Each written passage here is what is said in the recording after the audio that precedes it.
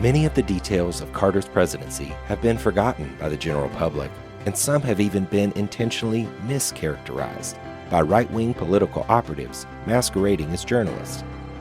On this episode of Recollecting Carter, I talk with Dr. Kevin Kruse, one of the foremost experts on modern American political history.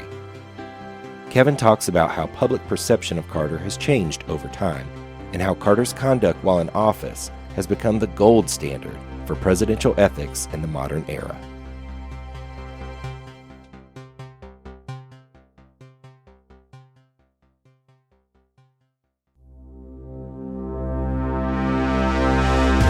I, Jimmy Carter, do solemnly swear. The time for racial discrimination is over. That I will faithfully execute an undiminished, ever expanding American dream. The office of President of the United States. The struggle for human rights overrides all differences of color or nation or language. And will, to the best of my ability, It is a crisis of confidence. preserve, protect, and defend To remove the light of war, the threat of war, would be the overwhelming dream that I would have. the Constitution of the United States. We will not learn how to live together in peace by killing each other's children. So help me God.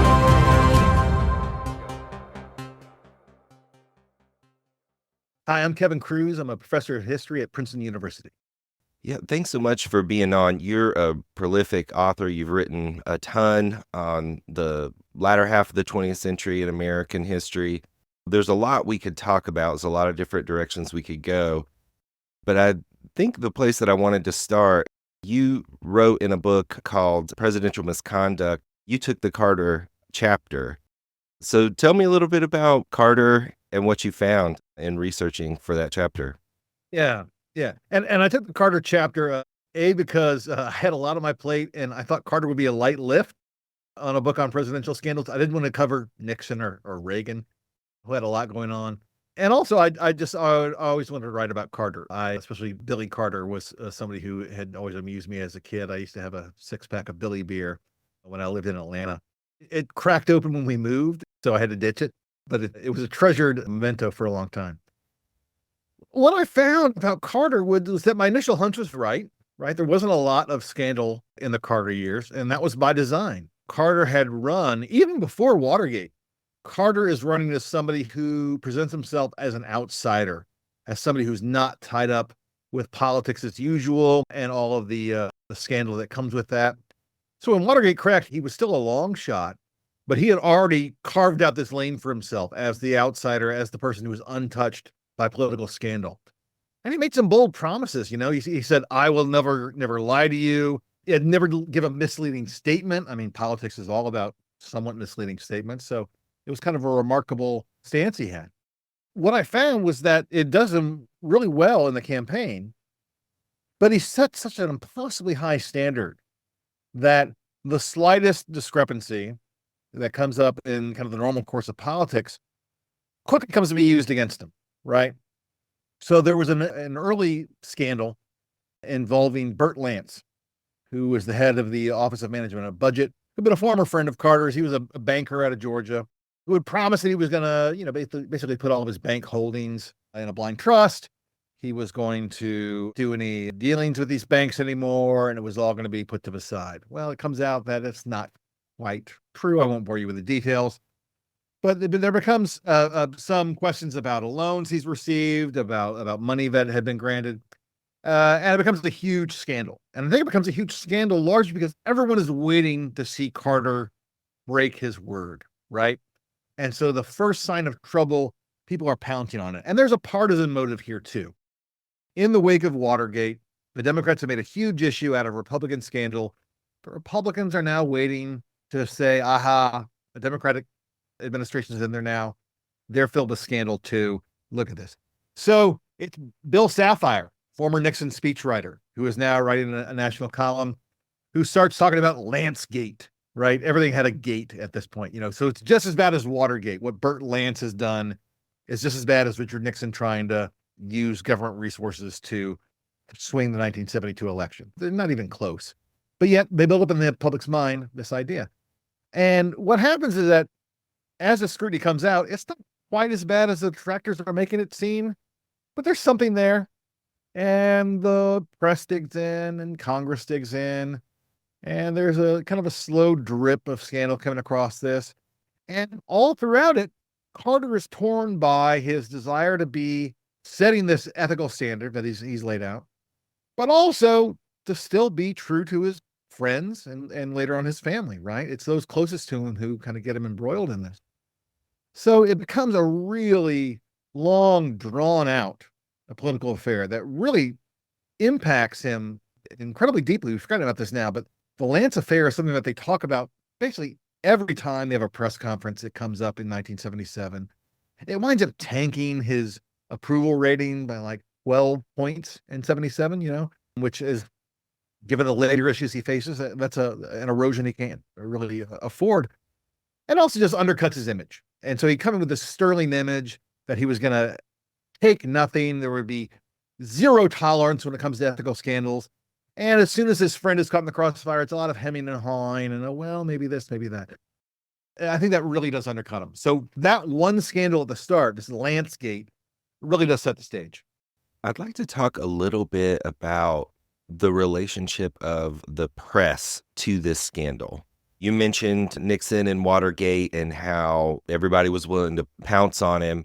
We know from previous episodes on the podcast that Carter had a great relationship with the press during the campaign that started to change in the lead up to the election with the infamous Playboy quote. And then the Burt Lance affair, a series of events in the presidency really soured that. Can you speak a little bit to the role that the press played in things like the approval rating and maybe even the way that we remember Carter now? Yeah. You're absolutely right about the campaign, right? I mean, the press had gone from covering kind of very stiff, lawyerly Republican types like Nixon and Ford. There's that great Roger Ailes line about when he went to work for the Nixon campaign. People look at Nixon like he was 42 years old the day he was born. And Nixon's got this very kind of tight, not just personality, but image and persona. And then they're talking to Carter on the farm, and he's wearing an Allman Brothers t-shirt, and he's in blue jeans. He's really laid back, and he seems like a normal person. So there was a real warming to him on the campaign trail. But I think they bought the hype that Carter was going to represent something brand new. And there are moments where Carter does this beautifully, right? That when he walks in the inauguration parade, he hops out of the limousine, he's giving the Secret Service fits. But it's this beautiful moment of kind of the common man has come back to the White House, right? Well, common man has flaws too. And so they built up an image of Carter that was both everyman and Superman. And it just doesn't hold. Once you get into office and he's got to start making the usual compromises and corner cuts that come with politics, they started to take him down a peg. And part of it was also that once the campaign's over, the media's looking for something to write about. And the effect of Watergate wasn't just that Carter as a politician felt he had to set a new standard. It was that a new standard had been set in investigative journalism. Woodward and Bernstein are literal movie stars. They get played by Dustin Hoffman and Robert Redford. I mean, no offense to Woodward and Bernstein, but that's a glow up, right? They've really done well in how they're portrayed. And they become these kind of iconic celebrities in their own right. And there's now a sense from a growing group of journalists that this is how it's done, is that you've got to go out and expose the scandals. And there's something good about that. But at a certain point, it's an army of hammers in search of nails. They're looking for scandals wherever they can. And so when Bill Sapphire labels this Lancegate, this is just on the same level as Watergate. And so people start to dig in. They're looking for a replay of that thrill they had with Watergate and trying to get it throughout the Carter administration. Comes up short. But at the same time, that serious spotlight, even though all these investigations wind up showing virtually nothing, that continued spotlight, that drumbeat of accusation does take its toll. It does drop him down a bit. Yeah, we've also talked on the podcast to some folks in the economic history side of things. I think, as you mentioned, the Lancegate was a huge scandal at the time. Even during Carter's presidency, came to be overshadowed by some other things that happened later. And certainly in the way that we remember it now, they remember Iran and the hostage crisis. They remember the gas lines. So many of these types of issues, as historians dig into them and dig into what was really going on, we find out new things. We find out that Carter and his relationship with the press was unlucky in the sense that they were primed for scandal. We're going to find it, no matter what. In the economic sector, he got handed an economy that had been just absolutely eviscerated from the Nixon years. And really, in a lot of ways, he did the hard work of getting us back on track, but also took the hit for it. What are some of the other fault lines going on here? You've also written a good bit about the influence of evangelicalism, and it seems like a lot of these things are congealing now in a replay in a lot of ways. Carter really does sit, and I've thought of this a lot. Like, what would Carter's presidency have looked like if he wasn't coming at the end of the 70s, right? And there are so many things in which he's reckoning with the end of it, and not just in the economy, which had been starting to crumble from, Johnson's handling of Vietnam through Nixon, through Ford. Ford's big program was whip inflation now, a button. And all this lands on Carter's lap. Also, the foreign policy stuff. Carter is in a lot of ways dealing with an America that has really been humbled and humiliated by the loss in Vietnam. And the economic side is also the energy side of this too. He's dealing with OPEC and the oil embargo. All these things predated him. He really does come to office at a really troubling time as all these old problems are surfacing, but new ones are also coming up, right? I mean, there's never just the old dying, the new is always struggling to be born, right? So one of the new things that happens is he really is the force.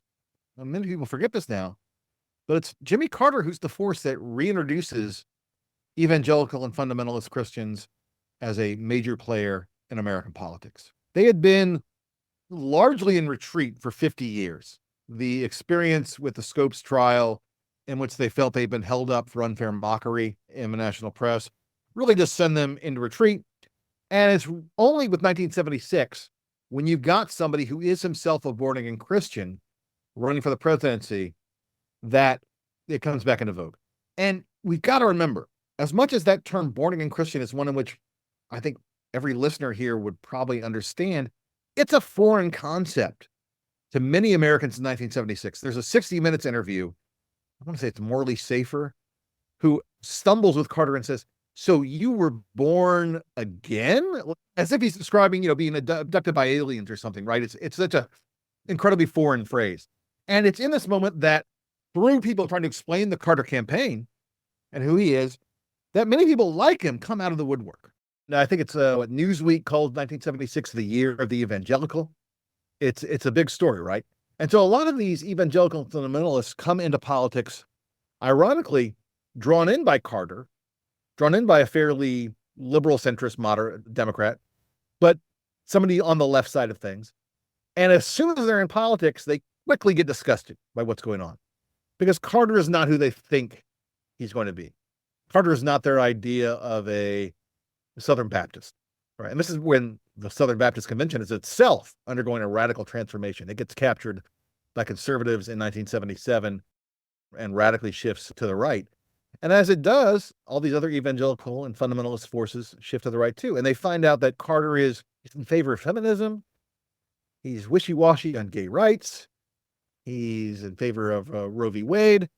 And some of these things would have been just 5 years before in the mainstream of evangelical and fundamentalist politics. There's a book by Neil J. Young called We Gather Together, which talks about coalitional politics of different religious denominations in the 70s.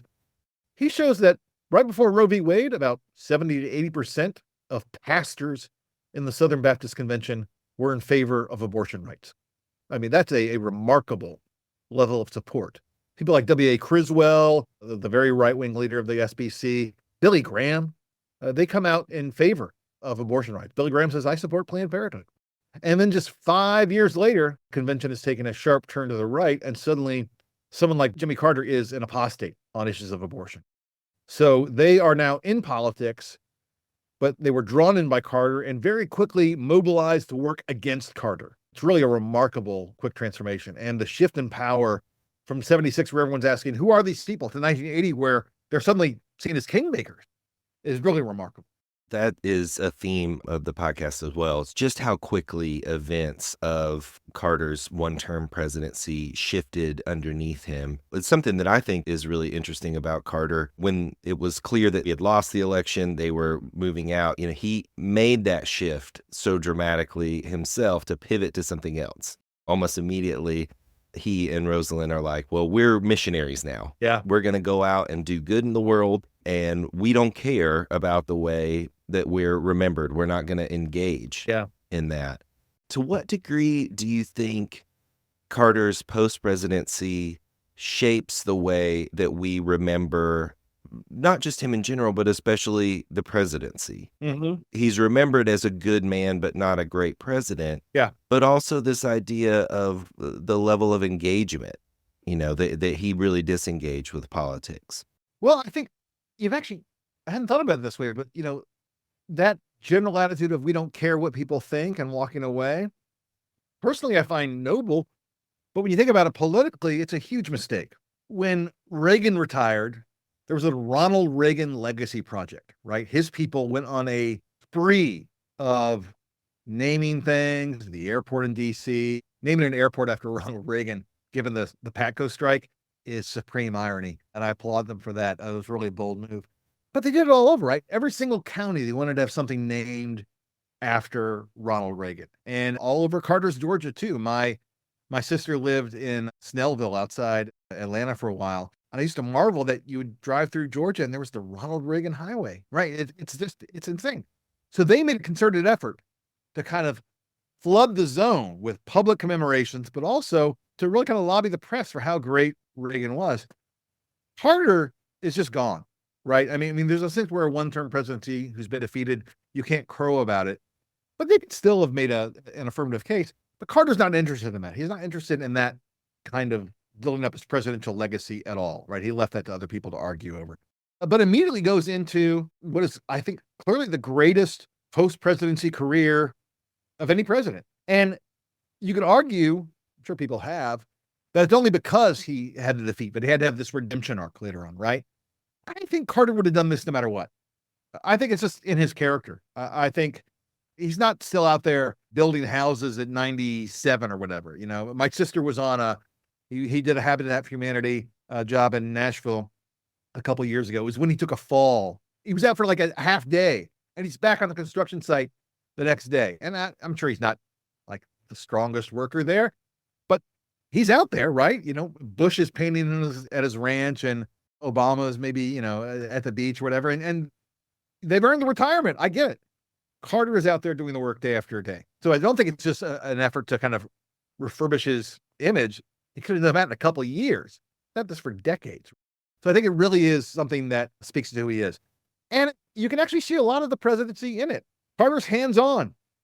And that is both, I think, one of his strengths as a person, but also one of his flaws as a president. Not having the chief of staff for so long, taking on so many things personally, not being able to delegate. Because not only did that set up an impossible task for him where everything had to cross his desk, it slows down the administration, but it also raises the stakes for every single thing that the president himself has signed off this. But I mean, he's got no time for what he would see as the less important political aspects of the job, right? The glad handing, And again, Reagan's the exact opposite. Reagan delegates tremendously and is great when the Girl Scout troop comes by or the Veterans Organization drops by to do the meet and greet and shake and kind of smile and do the kind of figurehead president things, right? So I think Carter was always hands-on to a fault. And I can understand why he wouldn't want to have that level of control, but he just couldn't delegate. And I think that's something that really worked to his detriment.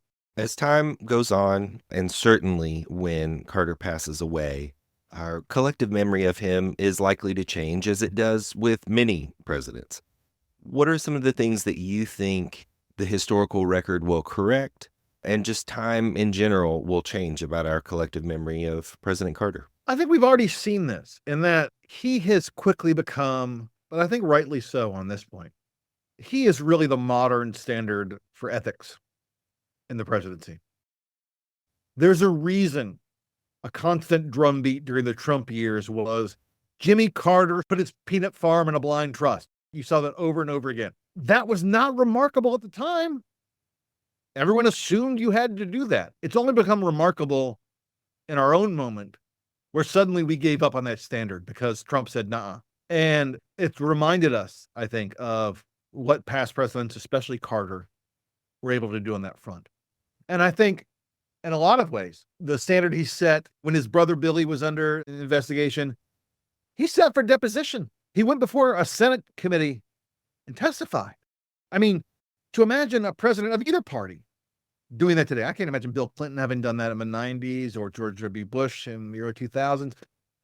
It's really remarkable. And so I think he had both a set of ethical standards, but also a humility about himself, which is incredibly rare in a president. I think to be a president, you have to have a certain level of ego to think you should be the leader of the free world. Sure, he had that, but it didn't come across in the same way that presidents of other parties have come from, right? So there's an ethical standard, there's a humility. And I think for all that we talk about Carter as sitting at the crossroads of politics, dealing with the aftermath of the economy and Watergate, seeing the rise of groups like the religious right, the start of policies we maybe associate more with Reagan, like deregulation, things like that. There's a real role for Carter in that discussion. But he also sits apart from that, I think, in terms of setting a model as an individual leader in terms of ethics, morality, and character. Well, thanks so much for coming on the show and sharing all this great historical perspective. It was my pleasure.